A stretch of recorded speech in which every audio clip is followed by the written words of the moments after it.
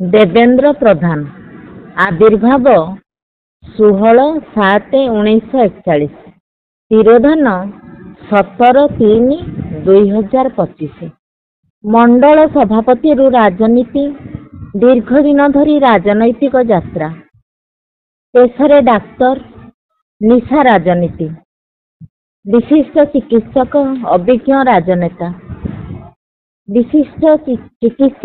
ଅଭିଜ୍ଞ ରାଜନେତା। 1980ରେ ବିଜେପିରେ ଯୋଗଦାନ, ରାଜନୀତିରେ ପ୍ରବେଶ। ଦକ୍ଷତା ନେଇ ମଣ୍ଡଳ ସଭାପତି।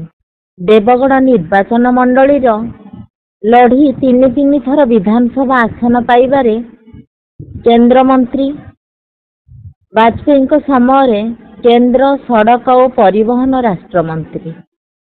ମଫସଲ ଚାଷୀ ପରିବାରରେ ଜନ୍ମ ହେଲେ ଚିକିତ୍ସା ଆଉ ରାଜନୀତି ଉଭୟ କ୍ଷେତ୍ରରେ ପ୍ରତିଷ୍ଠିତ। ଡାକ୍ତର ଦେବେନ୍ଦ୍ର ପ୍ରଧାନ ସେ ଆଉ କେହି ନୁହଁ, ବର୍ତ୍ତମାନର ଶିକ୍ଷାମନ୍ତ୍ରୀ ଧର୍ମେନ୍ଦ୍ର ପ୍ରଧାନଙ୍କ ପିତା।